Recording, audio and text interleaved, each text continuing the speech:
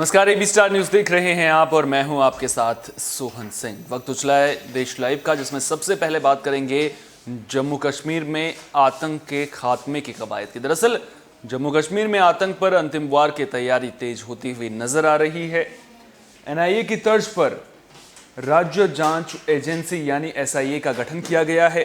ये agency NIA और बाकी केंद्रीय एजेंसियों के साथ समन्वय करेगी। बता दें कि एसआईए का गठन आतंकवाद पर लगाम लगाने के लिए किया गया है। राज्य के गृह विभाग की ओर से जारी आदेश के मुताबिक एसआईए में एक निदेशक होगा।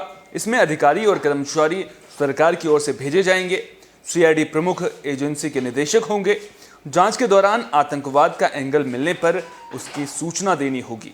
डीजीपी अपराध की गंभीरता, जांच की प्रगति समेत अन्य बिंदुओं को ध्यान में रखकर किसी भी मामले की जांच एसआईए को सौंप सकते हैं। अगर जांच एसआईए को नहीं सौंपी जाती है तो पुलिस मुख्यालय ये सुनिश्चित करेगा कि जांच की प्रगति की समय समय पर जानकारी साझा हो।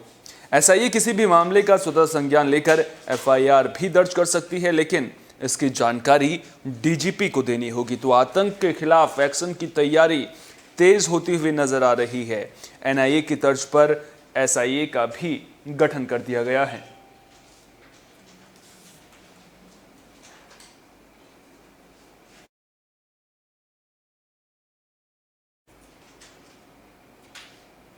ब्रिटेन के प्रधानमंत्री बोरिस जॉनसन ने प्रधानमंत्री नरेंद्र मोदी का न्योता स्वीकार कर लिया है। दरअसल अब बोरिस जॉनसन कभी भी भारत के दौरे पर आ सकते हैं।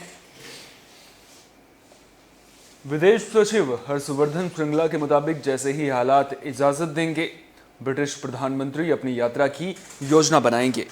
बता दें कि पीएम मोदी ने सोमवार को COP26 जलवायु शिखर सम्मेलन के मौके पर बोरिस जॉनसन को निमंत्रण भेजा था। दोनों नेताओं ने हरित हाइड्रोजन, नवीकरणीय और स्वच्छ प्रौद्योगिकी, अर्थव्यवस्था और रक्षा जैसे क्षेत्रों में द्विपक्षीय सहयोग बढ़ाने के तरीकों पर चर्चा की।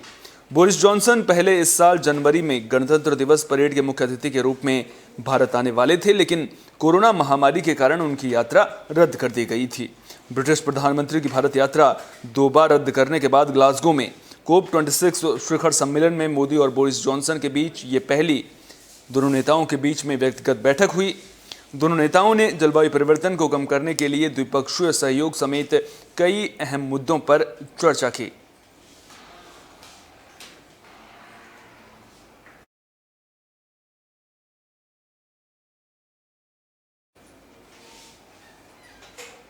ईडी ने अनिल देशमुख को गिरफ्तार कर लिया है। आपको बता दें कि गिरफ्तारी से पहले अनिल देशमुख से लंबी पूछताछ की गई थी।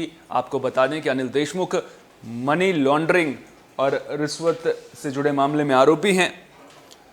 तो महाराष्ट्र के पूर्व गृह मंत्री अनिल देशमुख को ईडी ने गिरफ्तार कर लिया है। गिरफ्तारी से पहले ईडी ने देशमुख से करीब 12 घंटे तक पूछताछ की। एजेंसी के अधिकारियों का कहना था कि एनसीपी नेता देशमुख मामले से जुड़े सवालों को लेकर टाल मटोल कर रहे थे। ईडी के एक अधिकारी के मुताबिक महाराष्ट्र पुलिस में 100 करोड़ रुपए के कथित रिश्वत और जबरन वसूली रैकेट में मनी लॉन्ड्रिंग कानून के तहत देशमुख का बयान दर्ज किया गया है। ईडी ने मामले में देशमुख को 5 बार समन जारी किए, लेकिन वो एक बार भी पेश नहीं हुए थे। देशमुख हाईकोर्ट से लेकर सुप्रीम कोर्ट तक कानूनी संरक्षण की कोशिशें करते रहे और महीनों तक गायब रहे। बीते हफ्ते बॉम्बे हाईकोर्ट ने ईडी के समन को रद्द करने से इनकार कर दिया था, जिसके बाद उनके पास जांच एजेंसी के सामने पेश होने के अलावा कोई और विकल्प नहीं बचा था। मुंबई के पूर्व पुलिस आयुक्त परमवीर सिंह ने देशमुख पर मुंबई के जूनियर पुलिस अधिकारियों के जरिए पब, बार और रेस्टोरेंट से हर महीने 100 करोड़ की वसूली का आदेश देने का आरोप लगाया था। इस मामले में हाईकोर्ट ने सीबीआई को जांच सौंपी है। उसके बाद इस मामले में ईडी की एंट्री हुई। इस मामले में देशमुख के पीए कुंदन सिंधे और निजी सचिव संजीव पांडे को पहले ही गिरफ्तार किया जा चुका है।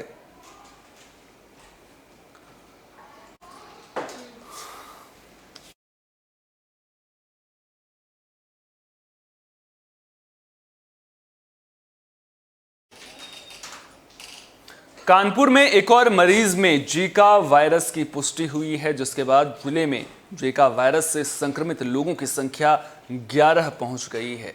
प्रशासन लगातार अपने स्तर पर कार्रवाई कर रहा है। केजीएमयू लखनऊ के माइक्रोबायोलॉजी विभाग ने संक्रमण की पुष्टि की है। इस तरह शहर में अब तक कुल 11 रोगियों में जीका संक्रमण मिला है, जिनमें 5 महिलाएं शामिल हैं। एक गर्भवती महिला भी संक्रमण की चपेट में है। सोमवार को स्वास्थ्य विभाग की टीमों ने चकेरी क्षेत्र के 2500 घरों का सर्वे कर जीका संदिग्ध बुखार रोगियों की सैंपलिंग की। जीका संक्रमण के फैलाव के मद्देनजर चकेरी क्षेत्र के 3 किलोमीटर दायरे को कंटेनमेंट जोन घोषित किया गया है। यहां गर्भवती महिलाओं और बुखार रोगियों की सूची तैयार की जा रही है। शिवकटरा में संक्रमित मिलने के बाद जीका का संक्रमण अब चकेरी के 10 मोहल्लों में फैल चुका है।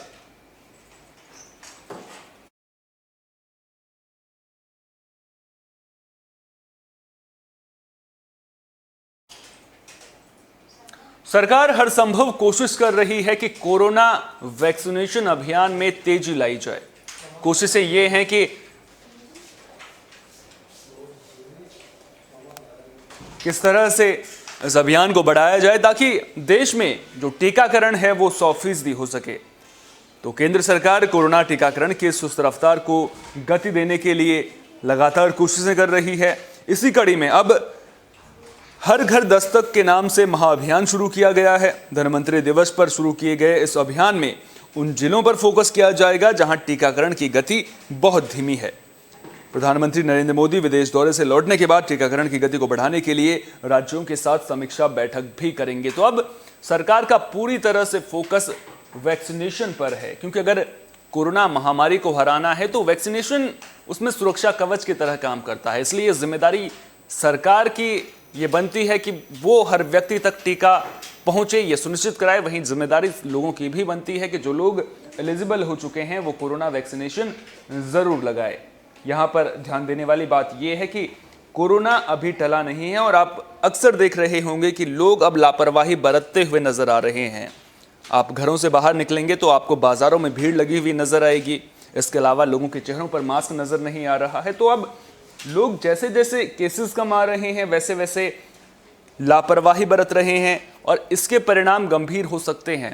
त्योहारों के बाद कोरोना के केस में उछाल देखने को मिल सकता है। लिहाजा हम सब की जिम्मेदारी बनती है कि जो सरकार ने कोरोना गाइडलाइंस जारी की हैं उनका पालन जरूर करें ताकि कोरोना से हमारा देश पूरी तरह से सुरक्षित रहे।